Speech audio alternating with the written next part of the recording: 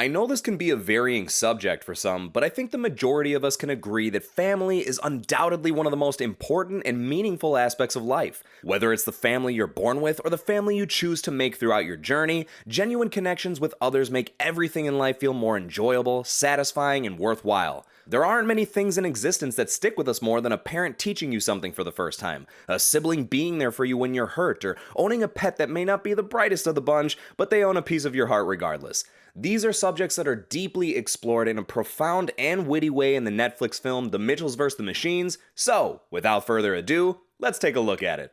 The film starts with the Mitchell family already in the midst of a robot apocalypse for a miniature introduction to the setting at hand before jumping back to a few days earlier to provide some much-needed context. The story focuses heavily on Katie Mitchell, a young, misunderstood woman that I immediately found myself connecting with as she aspires to work within film and strategically puts together her own amateur videos. Though the process of this isn't entirely a positive one, as she struggles to find others around her with similar passions and appreciation for the field she enjoys. She's cool with her little brother, yet there's also an age gap that clearly creates some separation and differing interests, and her parents, mostly her dad, don't seem to really get her quirky style. But all that changes when she's accepted into film school, where there's a large community of others whose enthusiasm matches her own. Katie's dad, Rick, comes home to attempt to have a connecting family dinner that doesn't involve technology, only for things to get immediately awkward and end with him breaking Katie's laptop the day before she leaves for school. And though he has a difficult time leveling with her side of things, his wife, Linda, eventually helps him realize how they need to end this unnecessary tension the two have had for years before she ventures off. What's his grandiose plan to do so?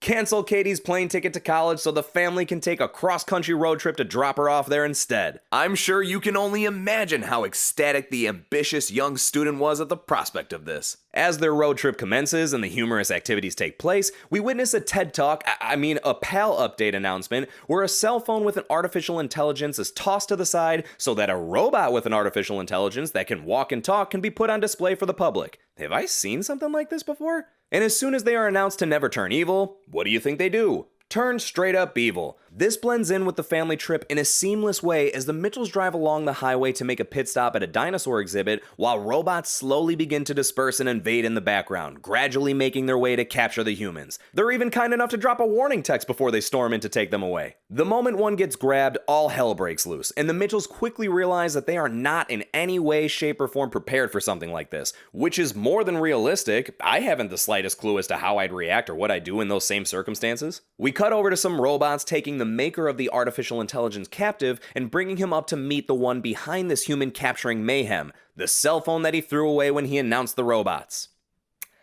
Sure, I totally saw that coming from a mile away, and that was an absurdly quick turn to make, as well as an even quicker turn for that phone to take everything over, but yeah, I guess that makes the most sense at this point. To strengthen the odds of retrieving more humans, the AI turns off the world's Wi-Fi, and we get a comedic and horrifically realistic and sad glimpse at what would probably take place if the world had no more internet. Don't get me wrong, that's not me trying to judge. I'd go nuts too if we didn't have the wonderful world of the web anymore. But this movie does do a magnificent job of shoving it in our faces that technology really needs to be put on a leash, and we gotta control ourselves a bit. Back with the Mitchells, we see the family do their best to cope with the situation at hand and begin to take shelter until the robots come storming in for them. But these particular robots are defective, and after discovering this, Katie takes advantage of the opportunity by essentially using the defective bots as tools for explaining exposition and help them complete their mission of taking down the AI that started this whole debacle, who, by the way, we find out now wants to launch all humans into the void of space so robots can thrive in the new era of existence, and is also tracking the Mitchell family. So the fam makes their way to a PAL facility where they can have the defective bots upload a kill code that will stop the robotic uprising,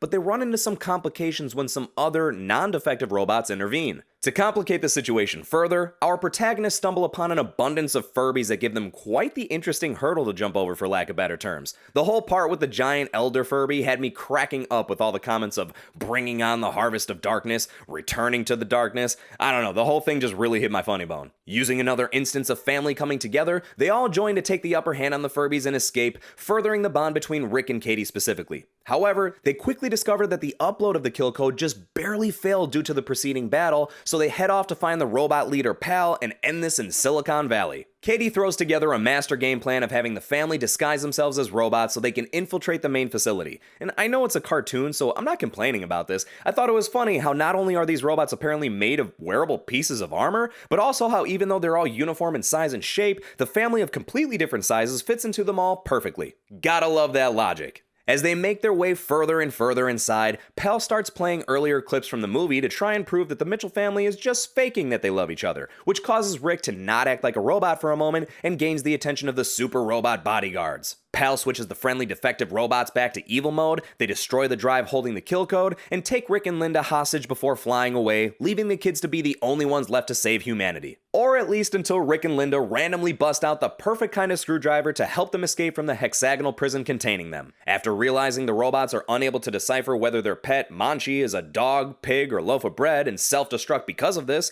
Katie throws the puppers on the hood of the car to act as a non-physical shield of sorts so she can make her way to Pell. Simultaneously, Rick suddenly appreciates his daughter's work and understands that if he can manage to play her movie starring Manchi on all the big screens surrounding them, all the robots would implode out of sheer confusion. Unfortunately, Rick gets stopped short by some robots and Katie gets yanked out of her car by Pell, who falls asleep during Katie's touching speech about family and drops her to free fall and perish. But at the last second, Rick, accompanied by the friendly defective robots, swoops in to save her. You see, although the defective robots were turned evil again, they apparently still held on to just enough of their free will to decide to follow in Rick's footsteps and change their own programming. So then we get to witness a really fun and well choreographed sequence of the Mitchells coming together and annihilating the super robots to the 2008 hit Live Your Life by T.I. and Rihanna. There is some sentimental value to explain why they chose that particular song for this scene, and it fits very well. And it ends with them defeating Pell by dropping the cell phone-based AI into a glass of water, saving the entirety of humanity. Fast forward a few months and things have miraculously gone back to normal, so the Mitchells can finally drop Katie off at film school.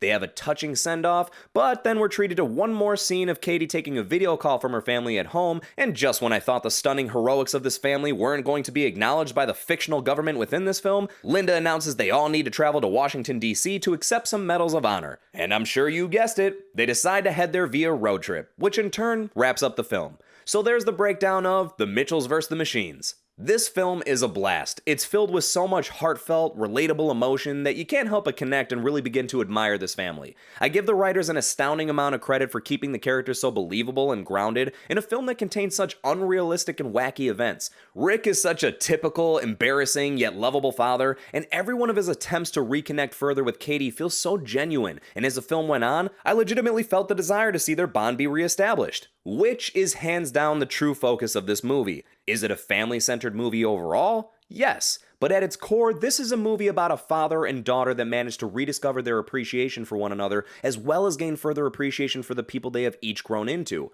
And it's beautifully done.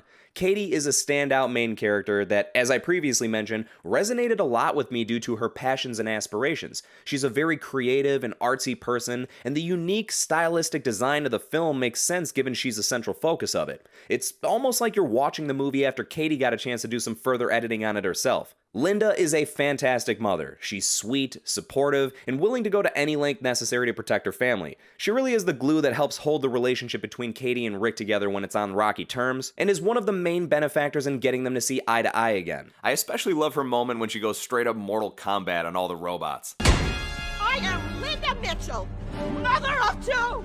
Look upon me in fear!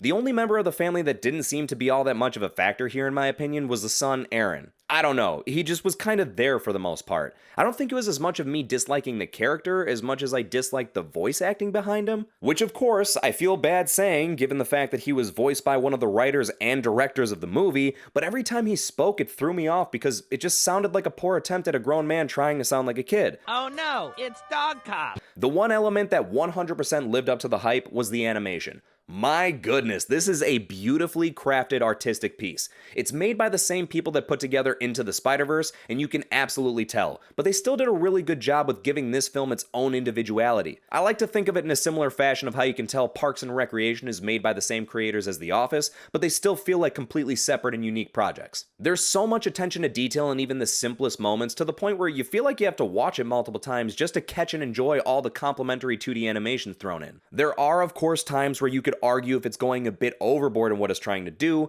but I mean, come on, it's an animated film. I can't be that overly critical over something like that. So altogether, it's definitely one that I would recommend checking out. There's great messages about the dangers of overdoing it with technology, the values of a strong family bond, and not being afraid of being passionate about what you believe in. The humor is consistently effective. My only tiny gripe is they use the hope this doesn't happen and then it immediately happens type of joke a few too many times. I've just always felt that's a punchline you have to be picky about where and how much you use it, otherwise it starts to come off as a bit cheesy, predictable, and childish. But other than that, I simply found this movie to be an entertaining, innovatively animated, and refreshing piece to watch, and this is undoubtedly an additional positive tally in the Sony animated films department. But just as always, I want to know what all of your thoughts are on this movie. Do you plan on seeing it? Have you seen it? Did you enjoy it as well? Was Manchi the best part of the movie? Drop those thoughts and opinions in the comments section, like the video if you enjoyed the content, and I'll catch you at the next review.